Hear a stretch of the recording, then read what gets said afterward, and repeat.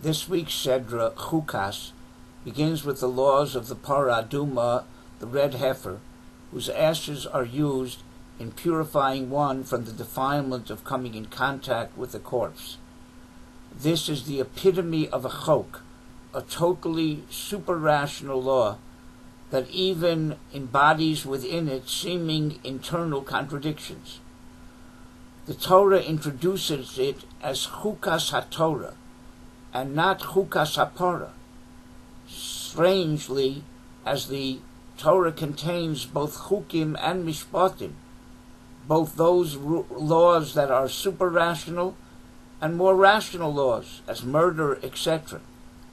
In order to understand this, the Mishnah says in Brachos that one who says, "As your mercies, God, devolve on the mother bird and its nest, and commanded us to send away the mother bird if we want to take the eggs or the youngsters, so too have mercy on us," person who says this must be silenced. The Gemara explains that the requirement of sending away the mother bird prior to taking her eggs is solely a divine decree and not based on the desire to be merciful to the mother bird, as the forbidden prayer would seem to imply.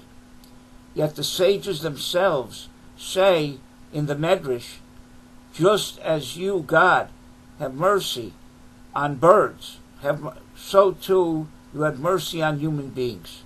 So the rabbis themselves seemingly say what they say that is prohibited to say. To resolve this contradiction, must distinguish between a taste and a reason. Sibos are reasons. Ta'amim are tastes.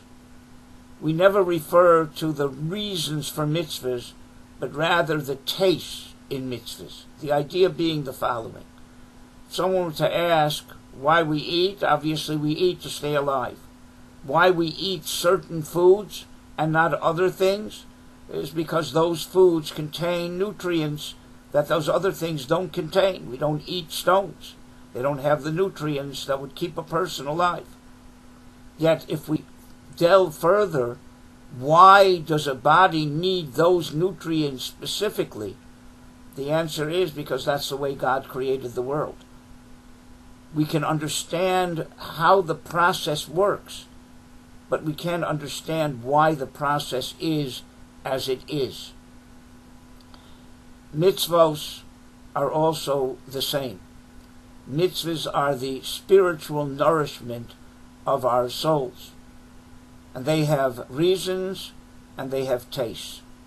Just as in physical food, if something has an artificial taste but no nutritional value, a person can't exist on that.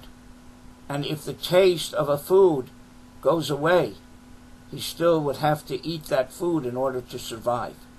So too with mitzvahs. The reason we keep certain mitzvahs, the way that we keep them, is a divine order that is beyond our comprehension. But God wanted us to appreciate the mitzvahs, to have a taste in them. So he gave us tastes in the mitzvah too, things that appeal to our intellect, our emotions, and so on. We should never confuse the tastes with the reasons. And therefore, if the taste seems to not imply, the reason to keep the mitzvah still is there. Therefore, someone who says, "God, I know why you commanded this mitzvah because you have mercy on the mother bird and therefore have mercy on us," is trying to explain the source of the mitzvah in God's mind, and that's impossible. But someone who says we can learn a lesson of mercy from this mitzvah, and this is the taste that we can receive, that is perfectly acceptable. And therefore, even though there seems to be both mishpatim and chukim, rational laws and super-rational laws, all super-rational laws, even Parah Duma, has ideas behind it. Those are the tastes. And even rational laws, in the black and white area, for instance, murder is understandable, is rational. But in the gray areas, like abortion, euthanasia, there the reasons seem to blur, and we have to accept that that is God's decree, whether we understand it or not. And therefore, the Parah Aduma is the example to all of the Torah.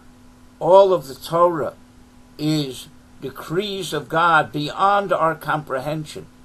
We can savor the taste of the mitzvahs, but never confuse them with the reasons for the mitzvahs that lie in God's mind that are totally beyond our comprehension.